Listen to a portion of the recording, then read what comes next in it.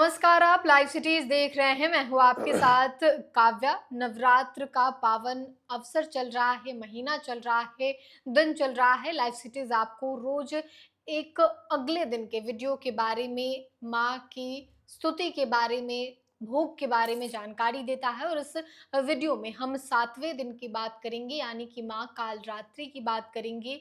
क्या कुछ भोग लगाना है, पूजा विधि क्या है, कैसा माँ का स्वभाव है, कैसा स्वरूप है, इसके बारे में विस्तार से चर्चा करेंगे। और इन तमाम विषयों पर चर्चा करने के लिए हमारे साथ बिहार के जाने माने आचार्य गोकुलेश शास्त्री जी हैं। सबसे पहले तो बहुत बहुत स्वागत है। राधे राधे। सभी भक्तों को जय माता दी। जी, सबसे पहले तो हम यही जानेंगे कि माँ कालरात्रि कैसी हैं? इनका क्या कुछ महिमा है? कैसी हैं माँ? सर्वा बाधा विनिर्मुक्तो धन धान्य सुतान्वितः मनुष्यो मत प्रसादेन भविष्यति न संशयः। माँ बड़ी करुणामयी है। अपने भक्तों को उनके सभी बाधाओं से मुक्त कराकर उनके घरों में धन धान्य संतति आदि प्रदान करने वाली हैं। नवरात्र के महोत्सव में यह सप्तम दिवस का विशेष पूजन है। माँ भगवती आदि शक्ति की यह सप्तम शक्ति है। इनका नाम कालरात्रि है।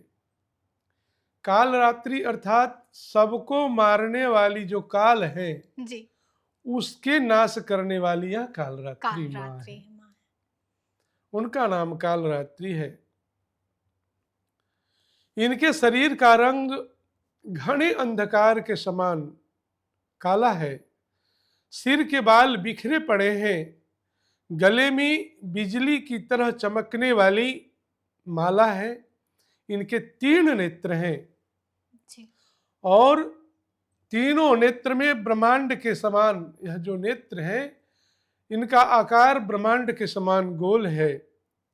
इनसे इन आंखों से बिजली के समान चमकीली किरणें निकल रही हैं। ऐसा स्वरूप माँ का है। जी, इनका ध्यान है काल रात्रि कालाब्जम समानाम कृति विग्रह काल रात्रि शुभम दद्यात देवी चंद्रा चंडाद्रिहासिनी। यह माँ अपने भक्तों को सभी बाधाओं से मुक्त करती हैं और खुशियां लाने के लिए देवी कालरात्रि प्रस्तुत हैं। इस नवरात्रि में आप सबों पर कृपा करने के लिए पधारी हैं इस धरा पर। तो भक्तों आए, इस दिन प्रातः काल ही आप सब अपने व्यवस्था और अवस्था के अनुसार तैयार होकर माँ भगवती के समक्ष जाएं। अपने घरों में जो कलश रखे हैं माँ का जी, आह्वान कराएं, उनकी चौकी बिठाए हैं जी, वहाँ पर विराजें और माँ का पूजन करें श्रद्धापूर्वक। और इस तरह से पूजन करने के बाद माँ को विशेष प्रसाद के रूप में आप गुड़ का प्रसाद चढ़ाएं, जी, शक्कर का प्रसाद चढ़ाएं। इससे माँ बहुत प्रसन्न होती है। माँ पार्वती स्वयं से ही कालरात्रि को उत्पन्न की हैं, जी, जिससे रक्त बीज का अंत हुआ। जी, रक्त बीज सप्तसती के पाठ में उनकी कथा है जी, कि उनके जब रक्त बूंद पृथ्वी पर गिरते थे तो वैसे ही अनेकों राक्षस उत्पन्न हो जा रहे थे। जी, तो उन दुर्धर्ष राक्षसों के नाश के लिए माँ ने कालरात्रि का स्वरूप को धारण किया था। जी, इनके 4 हाथ हैं। बाएं हाथ, बाएं तरफ एक हाथ में छुरी है और दूसरे हाथ में मसाल है। जी, दाएं तरफ दोनों हाथों में इनका वर मुद्रा है, आशीर्वाद दे रही हैं। इनका इन्हें जो विशेष स्वीकार्य वर्ण है जी वह नीला है जी या लाल है। इस दिन भक्त आप नीले वस्त्र को धारण करें या लाल वस्त्र को धारण करें, गुड़ अथवा गुड़ से बनी प्रसाद इन्हें अवश्य अर्पण करें और इन्हें विशेष प्रसन्न करने के लिए इनका विशेष मंत्र है जी ओम काल रात्रि नमः। इस जी मंत्र का जप करें, इससे विशेष लाभ होने वाला है। जी इस तरह से माँ कालरात्रि की आराधना करके आप अपने जीवन में आनंद प्राप्त कर सकते हैं। आचार्य जी, अगला सवाल हमारा यही होगा कि जब हम इस वीडियो को शुरू कर रहे थे उससे पहले हमारी चर्चा हुई थी कि निशा पूजा जो है वो कब होगी। अमूमन अष्टमी के दिन होता है, लेकिन आपने कहा कि सप्तमी के रात में ही निशा पूजा होनी है, तो ये किस तरीके से जो है इस बार ऐसा हो रहा है? इस दिन नवरात्रि का जो सप्तम पूजा है, जी इस दिन सप्तमी तिथि मूल नक्षत्र सहित दिन में 12:26 तक है। जी तो यह 12:26 का जो समय है, इन समयों के अंदर ही माँ भगवती का आवाहन हो जाएगा। जी पंडालों में विशेषकर जो प्रतिमाएं बैठेंगी जी तो उनकी प्राण प्रतिष्ठा इसी समय हो जानी है।